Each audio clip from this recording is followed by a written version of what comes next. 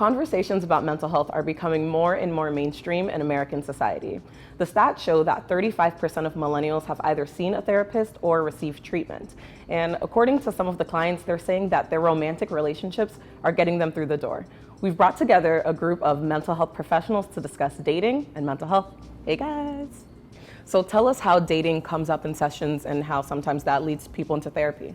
One, getting them in the door. I think there's this idea that either people are not in relationships and that's what gets them in the door, or they're in one and stuff starts to come up, whether or not they feel disconnected or they're having fights or it's just not working out the way they want it to. Sexual aspect of relationships comes up a lot and other things like that. So I think it's huge. It's probably the central theme of most of the patients that I work with. I would say connection, people seeking connection. Mostly people being single, and sometimes the issue is, is it by choice or is it something that I'm doing that's why people are not clicking with me or connecting with me. And also in relationships, like working with specifically women who have experienced domestic violence, so kind of violence that happen interpersonal, that gets them into therapy. That why is this happening? Why do I keep on attracting people, quote unquote, like this, who keep treating me badly? Is it me or is it something that is going on? So yeah, that's what I see the most. I have people coming to me for all types of reasons: transitional issues, depression, anxiety, relationship issues. But no matter what comes into my office, we end up talking about sex, and for a lot of people that leads to talking about dating. So it's just a natural, universal issue that people deal with, and therapy lends itself to talking about that process. When we talk about dating and being a millennial, we can't touch on it without discussing dating apps in particular. And Tinder is like the behemoth that has over 50 million people on the app, 1 billion swipes a day, which is absurd. So how has dating apps changed the way in which young people in particular try to find a soulmate? Well, I think in general, that's the go-to. People rely on dating apps as a way to find people, which I think it's a really great resource. It's a wonderful tool, but I like to encourage my millennials and everybody else to use it as one of the tools in their vetting process. It's awesome because you can access so many people, but I want for them also to be out there and open to meeting people on the subway. They see a snack that might turn into an entree later on if they're able to connect with that person, or at the bodega or wherever. Just get your face out of your phone, look up and start to interact with people, because you can't rely on dating apps only. I also see that people are busy, so dating apps become like the thing to do. But on the flip side, it also makes it seem like people are so disposable. So I could just dispose you today, and I'll go. I have like you said, 1 million people on Tinder. So I have 1 million people at my hand, like people in other countries, people in other states. I have all these people that I could meet. So you are not really a big deal to me. If this is just a first date, if it doesn't go well, I could just dispose of you and then get somebody else. And it also gives the impression that there is always somebody better out there. So people usually don't really work on the relationship that they have, or like going into details and getting to know people, because they'll be like, oh, so you do this. That means there's somebody out there who is doing 1 million things better than you do. So I could find somebody cooler than you. Why stick with you when there's something better out there?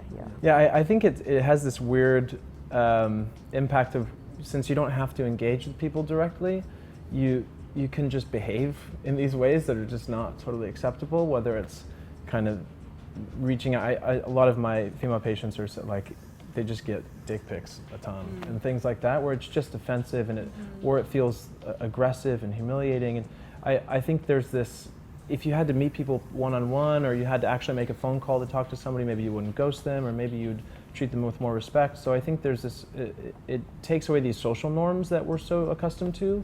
And I think that's problematic. Of course, there are a lot of great things about it, but I do see the way that it changes the way we talk to each other, and I think that creates some issues. I think that it's really easy to point out the flaws because there are lots of flaws. What would the upside of dating via apps be?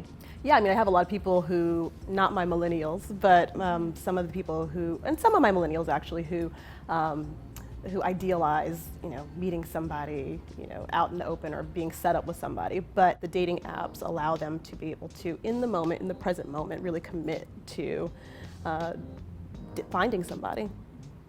It opens up your community to meeting other people and to getting to know other people. And also you could, create your profile whatever way you want to. So it gives you a chance to kind of put yourself out there in a way that you want to, like what do you want somebody to know about you when maybe you cannot say it to them in person. So you could just, go with that this is what's important to me, or this is what means so much to me, this is what I want you to know about me, or this is what I value the most. So you get a chance to kind of give yourself, quote unquote, a facelift. And you could always change it. It changes as time goes on. So you can always go back a week, a month later and say, oh, this doesn't matter to me anymore. Today, this is what's important to me and this is what I want. So yeah. Well, and it helps if you're like socially anxious, or there's ways that you struggle with dating itself. I mean, that's I think a huge aspect of it, right? It's part of the ease that we've been talking about, but it's also part of the things that help people get past the barrier of going to a bar or somewhere that you need to meet people.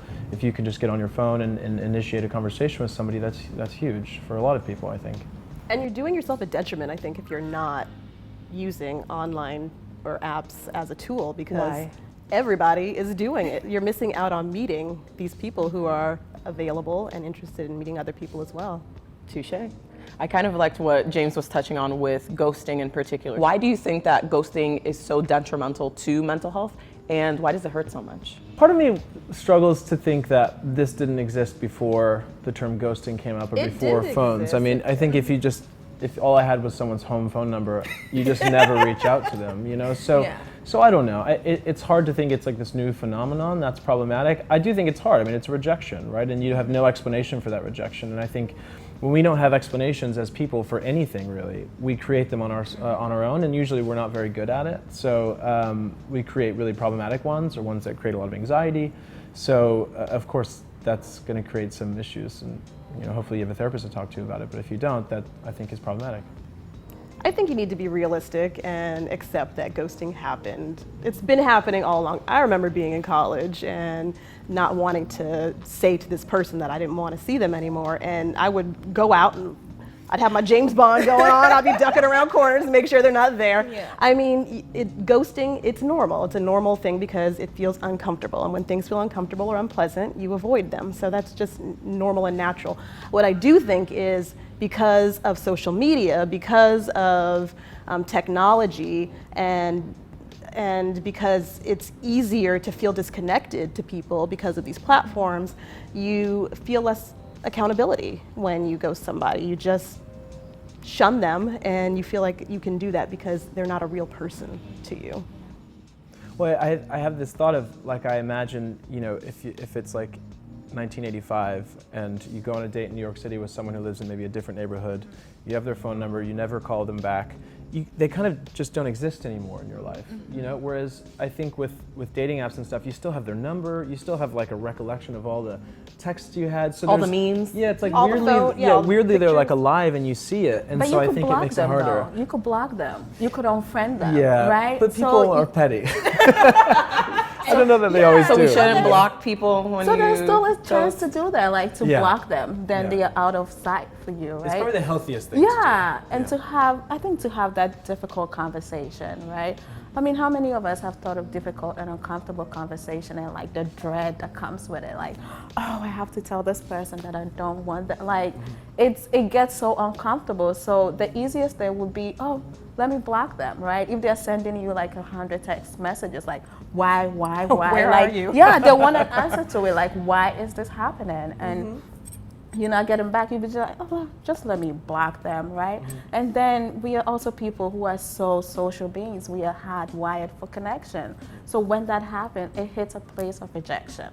Nobody wants to be rejected or abandoned. So then it gets to this hard place like, why are they rejecting me? Because we all want to be loved, and we want to give love. So when this happens, like, is there something wrong with me? Is there something that I said? In our mind, we would try to make sense of what happened. So how do we make someone feel better after they've been ghosted? Like, what would your advice be to someone?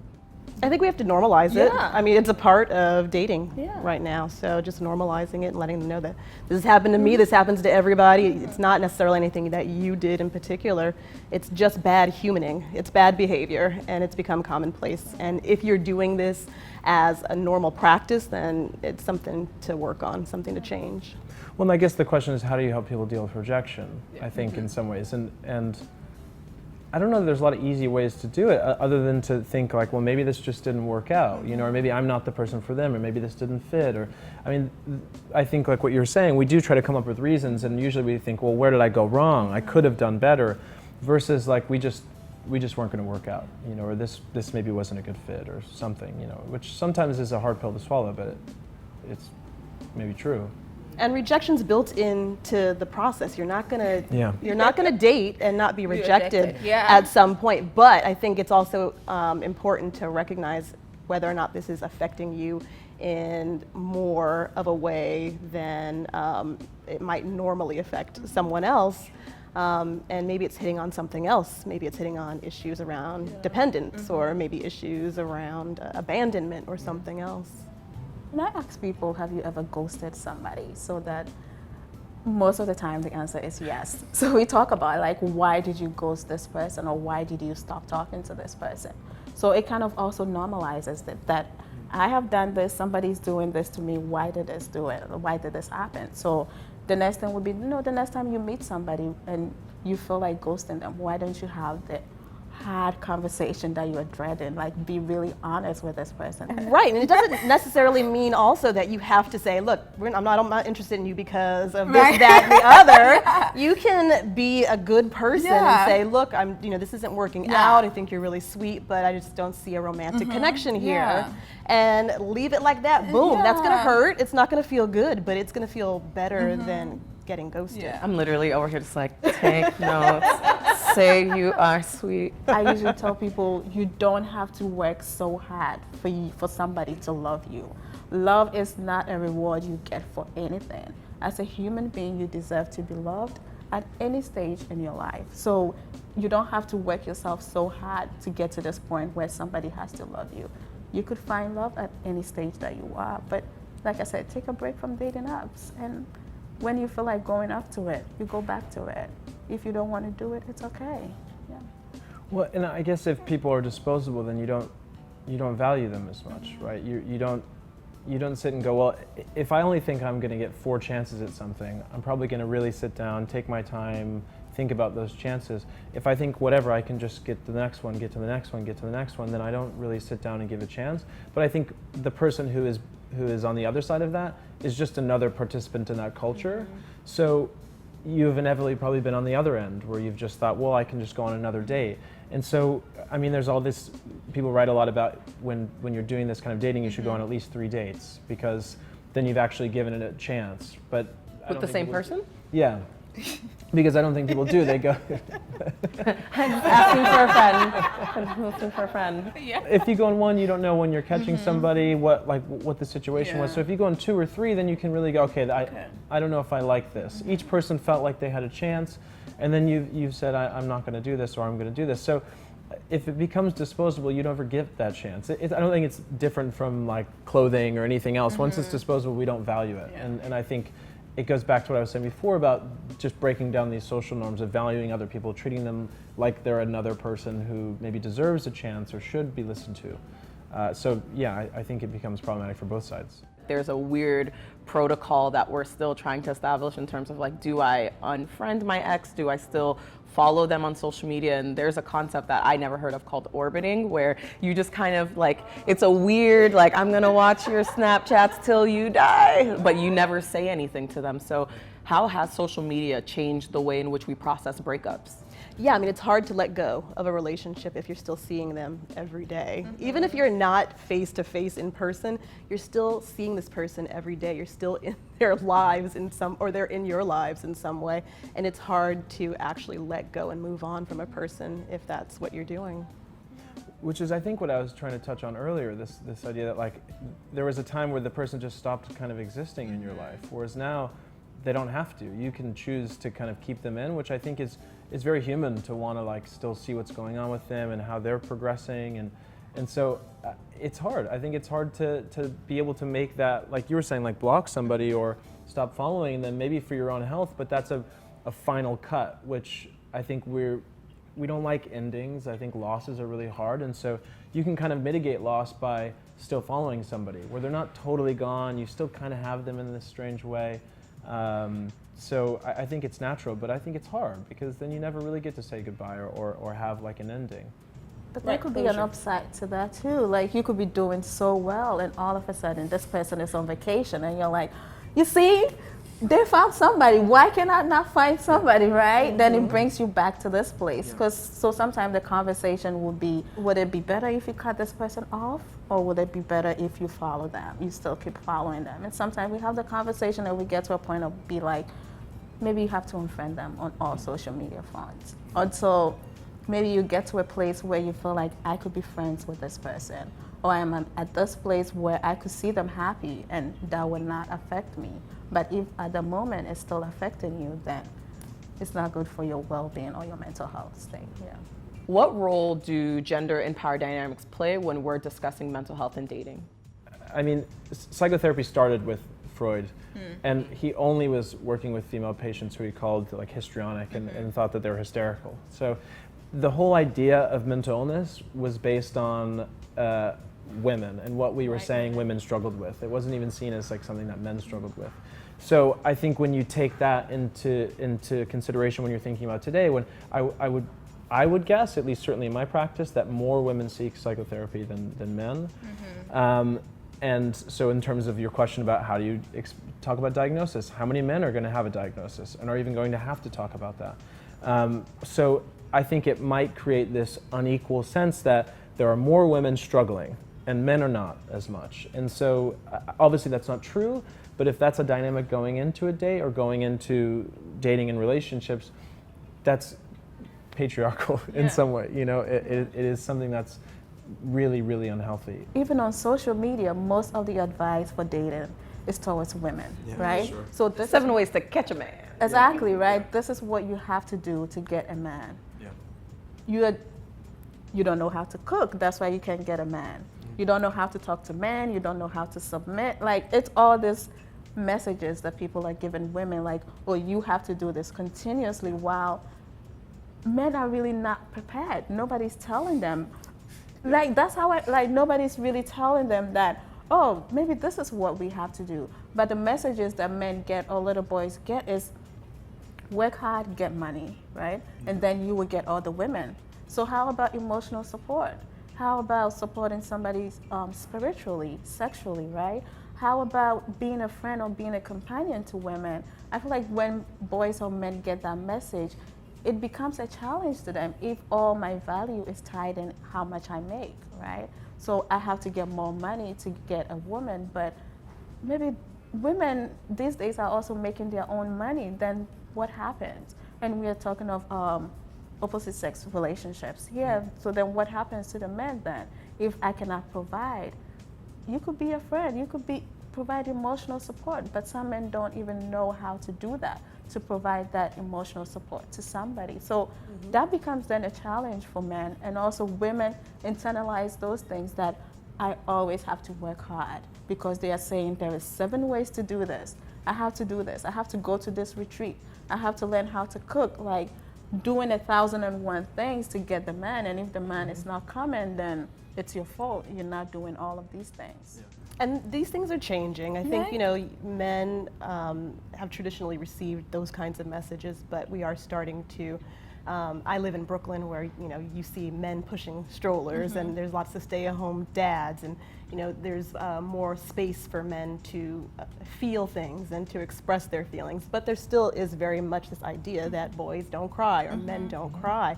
And if men don't cry, they also don't talk about difficulties, things that are challenging for them. And dating is a universal stressor, no matter if you're male or female, no matter who you're dating.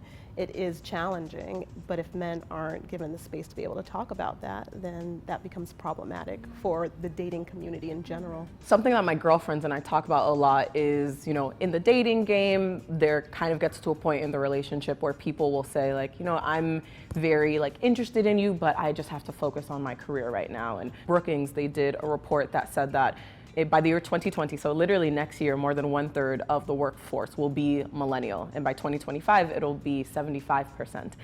Do you think there's a way in which people can have that work-life balance that also includes a romantic relationship? Yeah, I think it's totally possible for you to have both, the best of both worlds. It requires commitment. You're going to have to know what your limitations and your boundaries are and go into the relationship aware of that.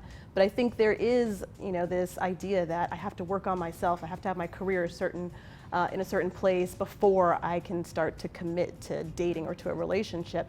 And that's not necessarily true. You just have to be aware of maybe your tendencies to jump all the way in. I know when I started dating my husband, but when we first started dating, he got fired from his job because we were spending so much time together. That's not healthy. You don't want to do that. It worked out for us, but I think also when we talk of mostly work-life balance, it's sometimes gendered. So it's mostly like women like, oh, how do you do all of this? As if men don't have the same 24 hours that women have. So sometimes it's so gendered, that conversation. To me and my upbringing, I feel like women at an early age, we are taught to integrate other parts of our lives. Because most of the time I was raised to think, oh, the goal is for you to be a mom or to be a wife. So that is always in the back of our minds that, oh, the goal is to do this. So even other things that we do, we still open ourselves up for that. Whereas men don't get that, right?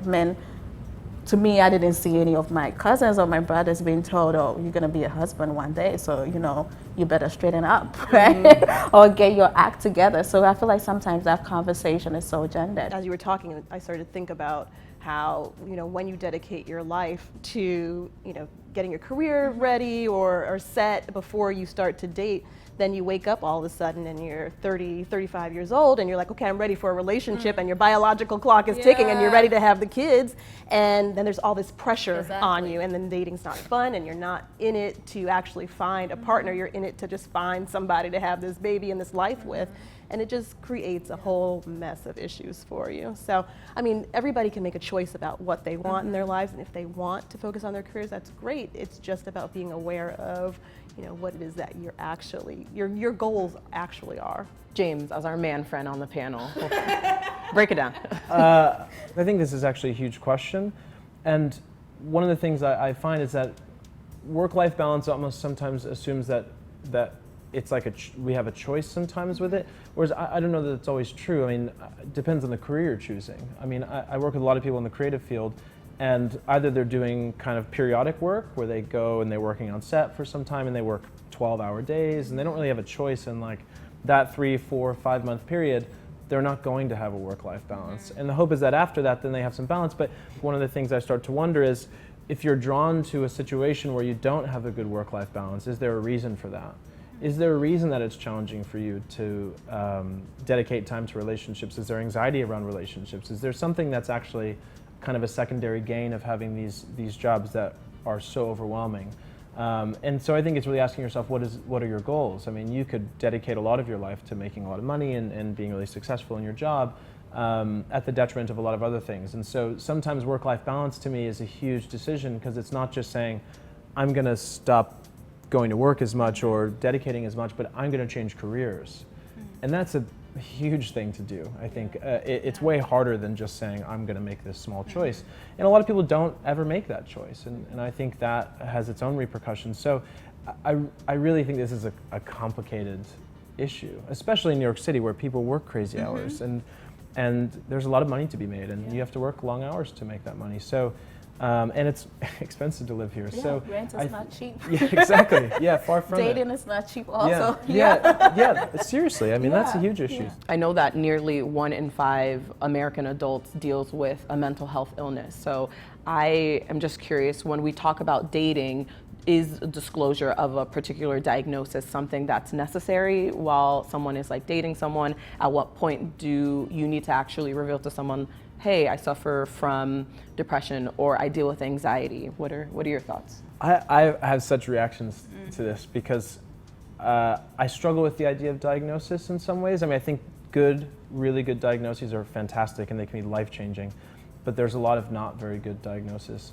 And because I think people's awareness and understanding of mental health diagnoses versus like what we talk of, like OCD and bipolar, which are things that are thrown around all the time, but are rarely accurate to someone's experience, I worry about, it's so messy. So I think when sometimes people have been given a diagnosis that might not fit, and the person that they're telling it to might not really have an understanding of what that means, you have to be really mindful of how do you tell somebody about your diagnosis. I think you have to have a good understanding of it.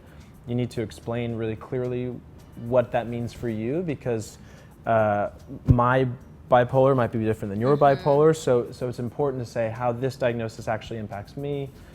It's a really sticky web, I think. I strongly believe that not everybody needs to know every intimate detail of your life, especially early on, of course. Like, I'm not going to go on a first date and share that I've got hip bursitis. I just really aged myself, didn't I? or something else, right? These are personal things. There are things that are private initially that once you get to know somebody and you develop a deeper connection with them, or you see that there's potential for the relationship to get a little bit further on, that is when you might disclose that. But I also agree that, you know, a diagnosis, that's not necessarily what you need to share. Symptoms, these are things that I struggle with. This is something that's a part of my life and this is how I manage it. That is something that you can share in, I think, a helpful and productive way. There's a difference between discussing mental health and like dating with, you know, a mental health challenge. Do you think that there's still some sort of stigma associated with it? I think there is, and also before telling somebody, you could get a sense of it if you want to know how their views on mental health. So it could be a question, or what do you think of somebody seeing a therapist, or what do you know about mental health, mental illness? So getting like a sense of it before, like you said, nobody deserves, like people have to earn your trust before you could share your intimate details with them. Even in the field, right? How many therapists sees a therapist, right? And like when a therapist says, "Oh, I see a therapist," sometimes they're like, "Oh, really?" But I mean, I see a therapist. oh, I do. I do too. Like, oh, my life. We're good therapists. Yes, my life depends on it, right? Because you cannot really help people if you're not getting your own help, right? And sometimes we are wounded healers in the field, right? We have our own trauma coming in. So, like, getting a sense of it, like, oh, what are your views on mental illness? Like, who is somebody that sees a therapist? Like, so getting a sense of it to see if this is something that's important to you, if you want to go ahead in the relationship or in the course of the date, and if this is like a red flag for you, or if somebody doesn't share this view with you, then you cannot go along with them. So just getting a sense of it before you telling them your personal story. How do race and sexuality create a variety of different challenges for people? Yeah, I think in a lot of ways. I mean, I don't know the exact statistics, but I know that there's all this research on race and how it impacts dating apps, like who gets swiped the most and who gets swiped the least. And generally, it's people of color who get swiped the least. So I think that, of course, you're already facing a challenge. I think when you add sexuality to it, especially in the Black community, it's huge. I mean, the Black community, I think, obviously has a problem in how we deal with LGBTQIA folks. So I think when you're trying to think of how do you integrate these intersection identities that are already at conflict, and then I'm trying to date, of course there's going to be challenges. And there's already challenges in dating apps as well. I mean, I work as a supervising clinician at this place called KIP Therapy, and we run a couple of groups for gay men and dating specifically. And a huge issue in that community is apps like Grindr, and it becomes so ubiquitous, this really easy sex, that intimate relationships become more challenging to come by. And I'm sure that that's true for dating apps in the hetero community, but I think it's just more extreme in the gay community. So I think those are some of the challenges that come about. Yeah.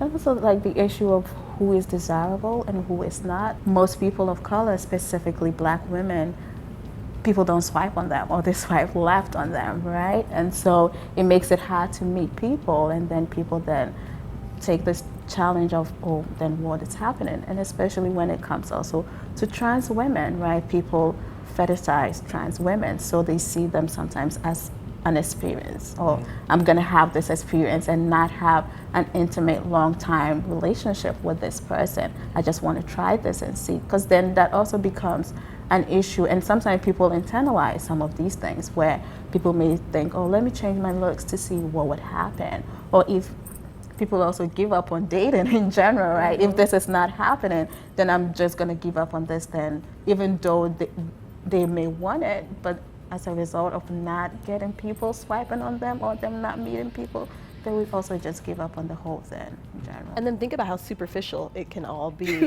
And this is why people get catfished, or people show up on the date finally and they're like, you don't look like your picture. It's, it's tough. What would you say to people who are like, this conversation is like way too serious, like dating and mental health, like like really we don't need to be discussing this like at length right now? What would you tell them? Sit down. No, I'm just kidding. Well, like, why not discuss it? I guess I wouldn't understand what would be the problem of discussing it. I mean, we could probably be lighthearted about it, but there are obviously issues that come about in dating. Yeah, and like you said, why not, right? And also I think sometimes it gets to the idea of people really not admitting that I want to be loved or I want to give love, right? So, I mean, I see people who be like, these things that I'm discussing with you, I would not discuss with my friends, or I would not tell somebody that I really want somebody to love me, or I really want to share my life with somebody. So why not? These things, if it affects people, how we measure our self-worth, sometimes it's also in a reflection of our relationship with other people. So if we have somebody telling us, oh, you look good today, it affects that. I mean, imagine in the middle of having a hard day and you get a text from somebody you love telling you, oh, I thought of you, or you look beautiful today and I wanted to bring a smile. Imagine how that brighten up your whole day and the bad day that you'll be having.